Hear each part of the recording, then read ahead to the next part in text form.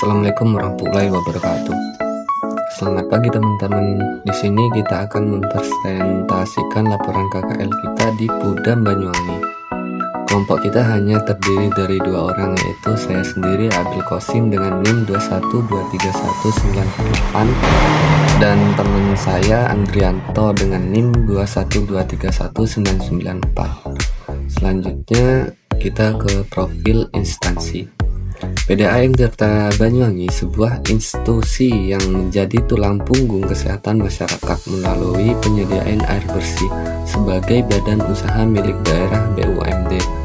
Peran mereka bukan hanya soal bisnis, melainkan peran strategis dalam mendukung pembangunan daerah dan kesejahteraan sosial. Lokasi kantor pusat Pudam Banyuwangi terletak di Jalan Letjen Sutoyo nomor 1. Bukan sekedar kantor administratif, lokasi ini merupakan never center atau pusat syaraf yang secara sah berada di kawasan strategis pemerintahan. Ini memudahkan sinkronisasi antara kebijakan pemerintah daerah dengan kebutuhan air di lapangan. Di gedung inilah semua fungsi vital berjalan, mulai dari pengelolaan administrasi, pengawasan, operasional 24 jam, hingga pelayanan pelanggan satu pintu. Baik itu pendaftaran sambungan baru, pembayaran tagihan, hingga penanganan pengaduan darurat. Semuanya dikelola secara profesional dari pusat ini. Banyuwangi adalah kabupaten yang sangat luas, dan PDAM Tirta Banyuwangi telah berhasil menaklukkan tantangan geografis tersebut. Saat ini mereka telah mengelola sekitar 5.000 sambungan rumah. Jika kita asumsikan satu rumah terdiri dari 4 orang, berarti PDAM telah melayani kebutuhan hidup lebih dari 200.000 jiwa. Layanan mereka mencakup 25 kecamatan dengan karakteristik yang sangat berbeda-beda, mulai dari wilayah perkotaan yang padat, wilayah pesisir dengan tantangan air asin, hingga wilayah pegunungan yang sulit dijangkau. Keunggulan utama instansi ini adalah kemampuan mereka mengelola berbagai jenis sumber air baku. Mereka tidak bergantung pada satu sumber saja, melainkan memanfaatkan sungai dan waduk untuk suplai skala besar, dan mata air pegunungan yang disalurkan secara alami dengan kualitas kejernihan yang sangat tinggi. Dengan jangkauan 60-70%, mereka terus bergerak menuju target universal akses agar seluruh penduduk Banyuwangi bisa menikmati air bersih yang layak. Baik, selanjutnya visi dan misi. Visi mereka adalah menjadi perusahaan profesional. Jadi visi mereka bukan sekedar kata-kata profesional.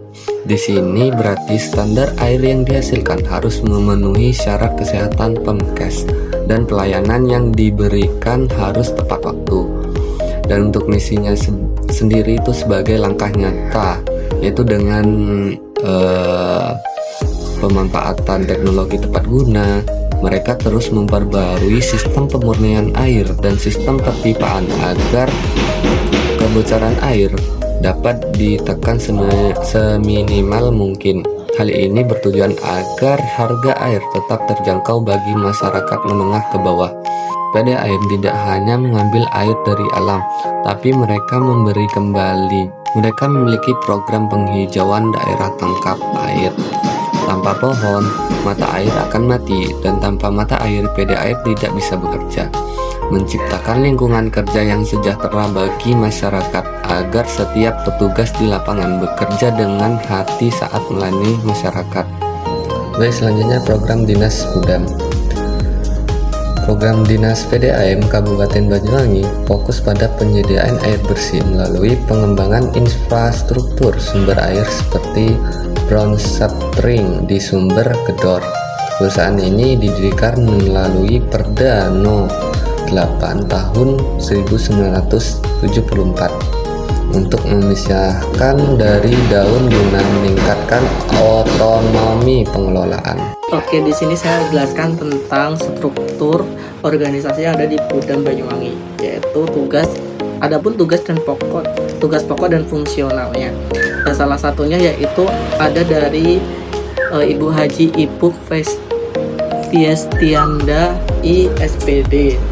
Itu jabatannya sebagai bupati. Nah, untuk tugas pokoknya yaitu memimpin pemerintahan daerah Kabupaten Banyuwangi, dan untuk fungsinya memberikan arahan dan kebijakan strategis terhadap seluruh organisasi pemerintahan daerah termasuk Pudam, dan melakukan pengawasan umum atas pelaksanaan tugas Pudam tersebut.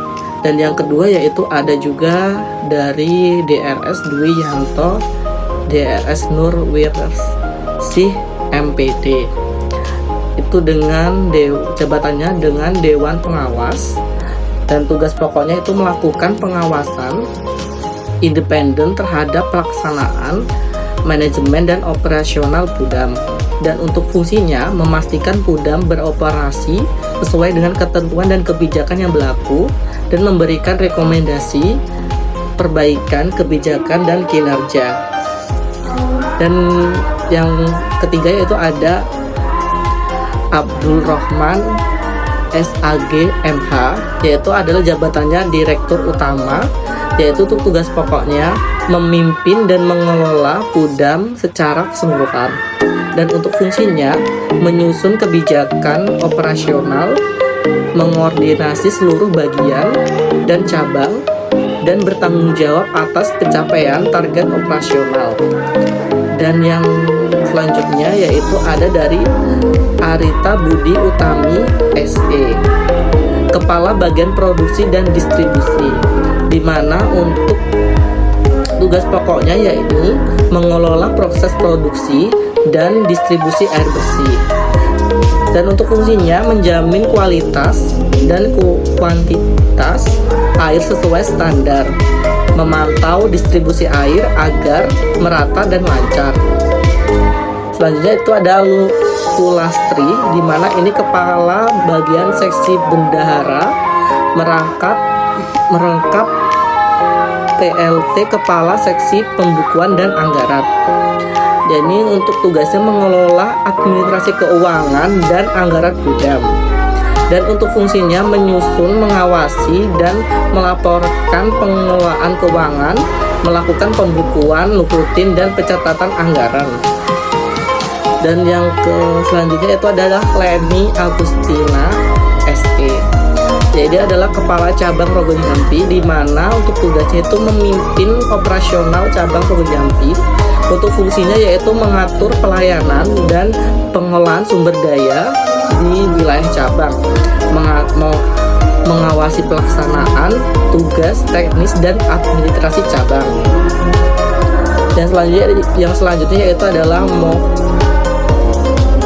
Morus Pandi, Kepala Seksi Teknik Cabang Rogo Jampi, yaitu untuk tugasnya mengelola aspek teknis cabang Rogo Jampi.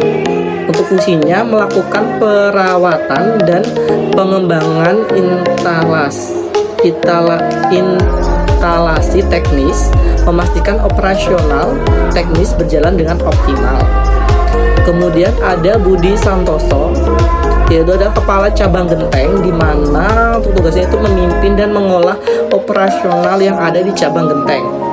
Nah, untuk fungsinya yaitu mengawasi layanan pelanggan dan operasional cabang, bertanggung jawab atas pelaksanaan program di wilayah cabang.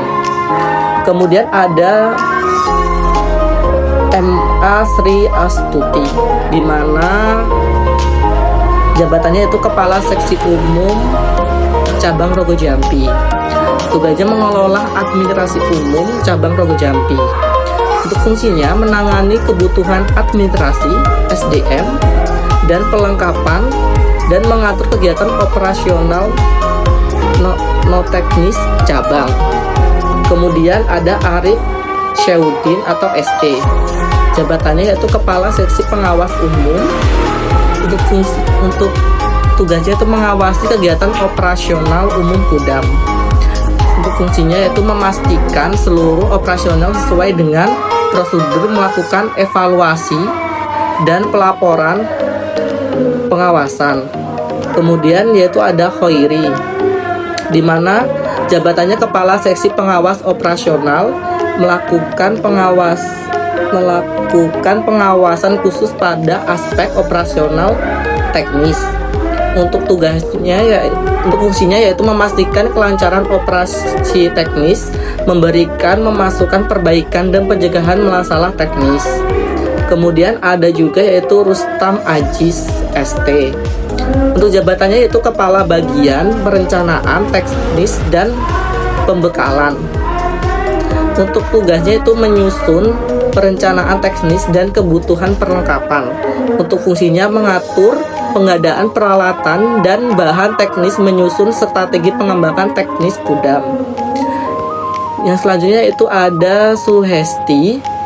Itu adalah Kepala Seksi Hubungan jabatannya, dan untuk tugasnya itu mengelola hubungan dengan pelanggan dan masyarakat. Untuk fungsinya yaitu menangani komunikasi layanan pelanggan, menjaga citra dan kepuasan pelanggan. Dan selanjutnya ada Ika Kurniati, Kepala Seksi Baca Meter untuk jabatannya. Dan untuk tugasnya itu melaksanakan pembacaan meter air pelanggan secara rutin dan akurat. Dan fungsinya itu memonitor penggunaan air pelanggan dan memastikan data pencatatan dengan benar untuk penagihan. Kemudian yaitu ada Bandaniji, yaitu adalah Kepala Bagian Perencanaan Teknik dan Pembekalan, merencanakan kegiatan teknis dan pengadaan pembekalan yang dibutuhkan operasional. Untuk fungsinya yaitu mengolah sumber daya, teknik, dan pembekalan untuk mendukung operasional perusahaan. Dan selanjutnya itu adalah Didi Purwanto, di mana jabatannya itu adalah Kepala Seksi Teknik, merangkap menjadi Kepala Seksi Umum Cabang Muncar, yaitu mengolah kegiatan teknis di cabang Muncar serta urusan umum cabang. Untuk fungsinya yakni memastikan operasional dan administrasi cabang secara lancar. Yang selanjutnya yaitu adalah Triwayudi, di mana jabatannya itu adalah Kepala Seksi Keuangan dan Langganan, merangkap menjadi Kepala Seksi Umum Cabang Wonorejo, mengelola keuangan dan administrasi langganan serta urusan umum cabang Wonorejo. Untuk fungsinya itu mengatur laporan keuangan dan pelayanan pelanggan di wilayah cabang. Dan selanjutnya itu adalah Sugiarto, di mana itu adalah Kepala Seksi Transmisi dan Distribusi. Untuk tugasnya itu mengawasi jaringan transmisi dan distribusi air bersih ke pelanggan. Dan untuk fungsinya itu mendukung kegiatan operasional cabang secara administratif. Kemudian yaitu adalah ada Eko Yuli Kristina Ningsih. Jabatannya yaitu adalah Kepala Seksi Umum Cabang Rogo Jampi, yaitu untuk tugasnya mengelola administrasi secara urusan umum cabang Rogo Jampi. Dan untuk fungsinya yaitu mendukung kegiatan operasional cabang secara administratif. Kemudian ada juga Yeni Arniati SE, Kepala Seksi Keuangan dan Langganan Cabang Rogo Jampi. Oke, baik, di sini saya akan menjelaskan aktivitas harian kelompok kami. Yang pertama itu hari pertama itu adalah input data pegawai, di mana input data pegawai ini di pengklasifikasian dalam data yaitu jabatan, jenis kelamin, pendidikan, dan lainnya. Dan yang kedua yaitu hari kedua, di mana itu ada input data pengajuan penggantian meter, di mana itu biasanya dijadwalkan oleh Pudam Banyuwangi untuk penggantian di daerah-daerah manapun. Kemudian yang ketiga itu ada pengambilan sampel air, di mana pengambilan sampel air diuji untuk airnya apakah layak untuk dikonsumsi, apakah bagus ataupun kotor dan lainnya. Yang di hari keempat yaitu ada laporan penggantian, di mana laporan penggantian meter ini biasanya akan dilaporkan kemudian akan ditindaklanjuti oleh pihak-pihak yang terkait. Kemudian yang kelima itu ada input data pendaftaran pemasangan baru, biasanya oleh customer sumber pemasangan baru bisa langsung nih ke Pudam langsung aja untuk pemasangan baru. Yang keenam itu ada kegiatan pendataan stand meter di PDAM. Biasanya kegiatan ini dilakukan untuk akurasi tagihan air bagi pelanggan. Itu ada kenaikan atau penurunan dalam dalam tagihan tersebut. Kemudian yang ketujuh itu ada layanan pengaduan customer dalam kendala Pudam, di mana layanan ini untuk pelanggan Pudam untuk kayak air kotor, air keruh, dan lain sebagainya. Kemudian hari ke-8 itu mencatat berita acara pembenaan biaya ke konsumen.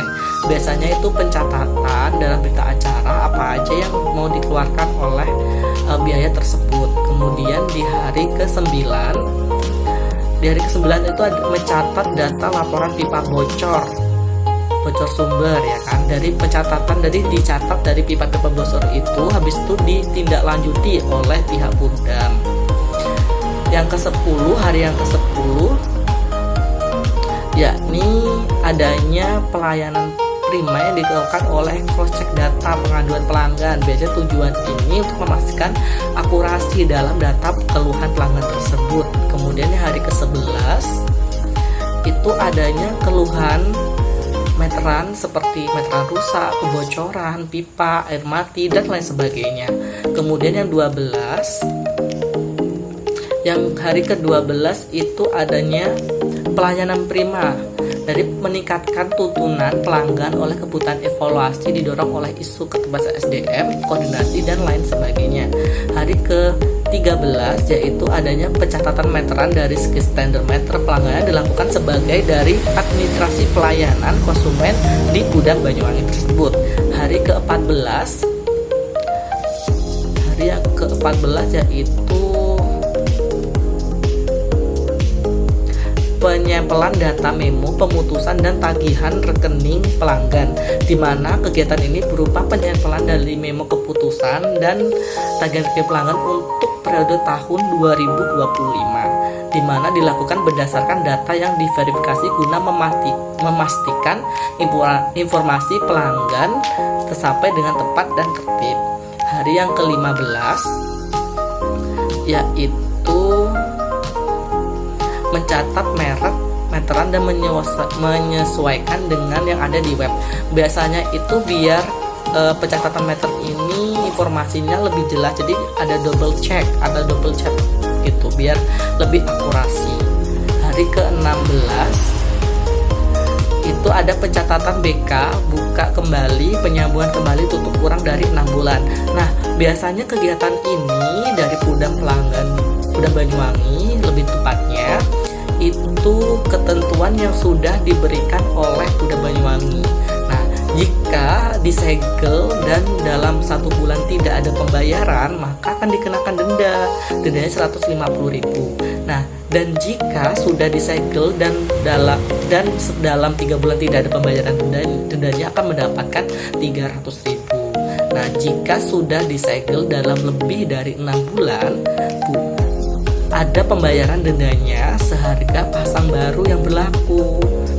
Nah, kemudian ada juga apabila masa penutupan sambungan lebih dari 6 bulan, pelanggan diwajibkan untuk melunasi tagihan sebelumnya serta dikenakan denda pemasangan kembali dengan biaya denda penyambungan kembali seharga pasang baru yang berlaku.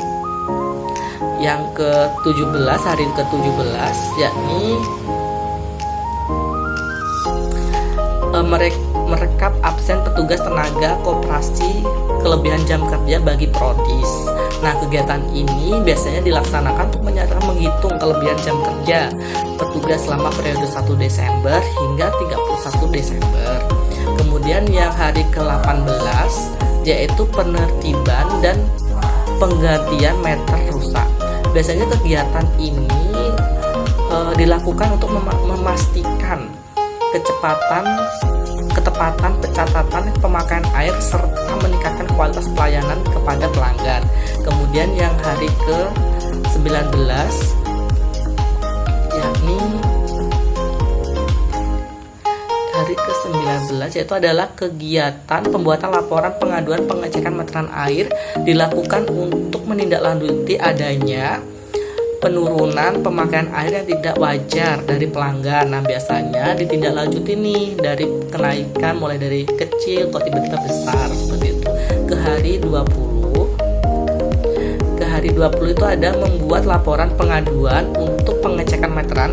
Kenapa pemakaian turun? Apakah meteran mati atau rumah kosong ya? Biasa seperti itu. Jadi nanti pada pihak-pihak terkait nanti akan survei lapangan menindaklanjuti hal seperti ini.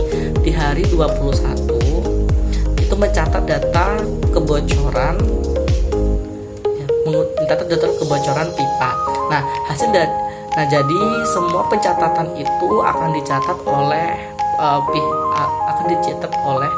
pihak-pihak tertentu, kemudian akan dilaporkan kepada pihak yang terkait. Kemudian di hari 22 itu ada mencatat data laporan pipa bocor. Nah, di mana data pipa bocor ini akan dilaporkan kembali nih, apakah sudah dibenahi, apakah belum dibenahi.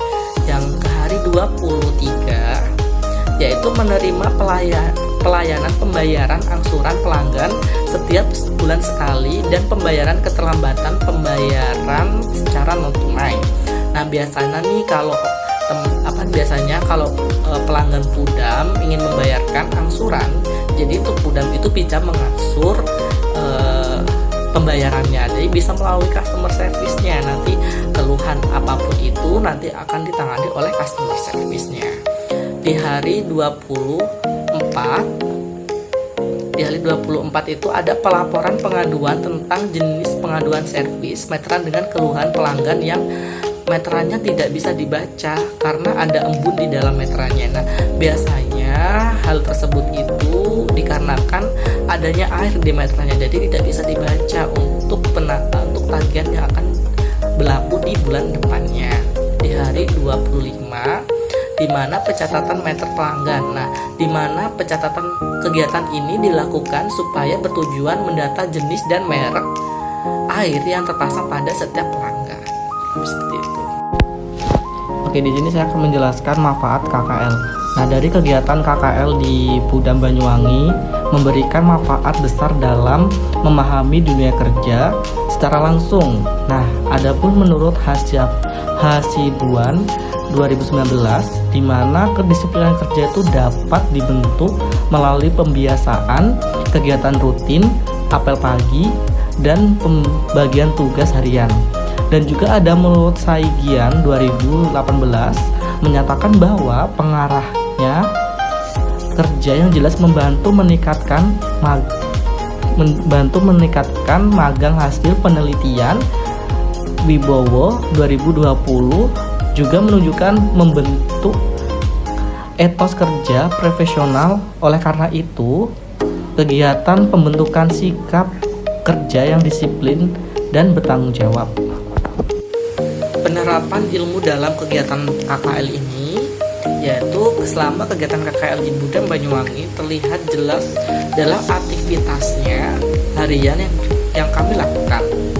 Menurut Saigian 2018, administrasi publik menekankan pentingnya pembagian tugas dan alur kerja yang jelas dalam organisasi pelayanan publik. Dan menurut Hasibuan 2019 menyatakan bahwa perencanaan dan perorganisasian itu kerja yang baik akan meningkatkan aktivitas kinerja pegawai. Baik, di sini saya akan menjelaskan juga tentang tujuan KKL.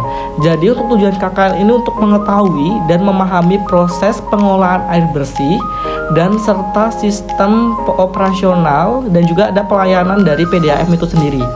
Dan juga sekaligus menerapkan teori yang diperoleh dari perkuliahan ke dalam praktek kerja lapangan tersebut. Kesimpulannya, dari pelaksanaan kuliah kerja lapangan atau juga disebut dengan KKL di Pudam Banyuwangi menunjukkan bahwa kegiatan ini memberikan pengalaman yang sangat bermanfaat dalam memahami dunia kerja secara nyata, melalui ketertiban langsung dalam kegiatan operasional, administrasi, dan pelayanan publik. Jadi peserta KKL itu dapat mengaplikasikan teori yang ada di bangku perkuliahan ke dalam praktek lapangan. Kegiatan ini juga memberikan kedisiplinan, tanggung jawab, kerjasama, serta kemampuan komunikasi terhadap lingkungan kerja yang profesional. Selain itu juga, PDAM juga dapat menyediakan layanan air bersih untuk bagi masyarakat.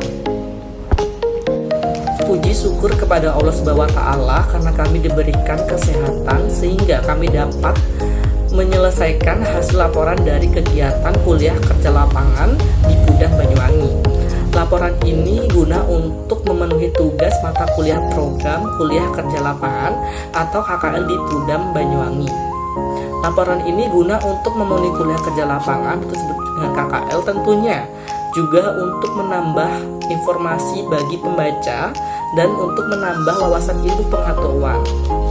Serta kami ucapkan banyak terima kasih kepada yang pertama Bapak Dr. Hari Prianto MSI selaku Dekan Ilmu Sosial dan Ilmu Politik.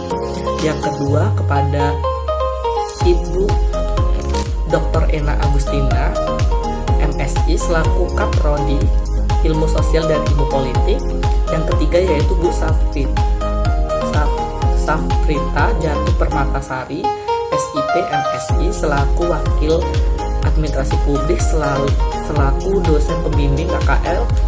Yang keempat yaitu Bapak Andika Wahyudiono MPD selaku dosen pembimbing yang telah memberikan pengarahan serta saran dalam kegiatan KKL.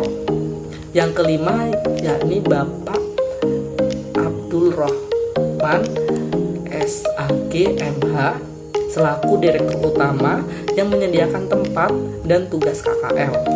Yang keenam yakni Bapak Dani Eko Aprili SS serta staf yang ada di Pudam. Kemudian yaitu yang ketujuh, semua pihak yang membantu kegiatan KKL ini maupun susunan laporan dan lainnya. Demikian laporan ini kami buat, semoga laporan ini dapat memberikan manfaat dan pengetahuan kepada pembaca.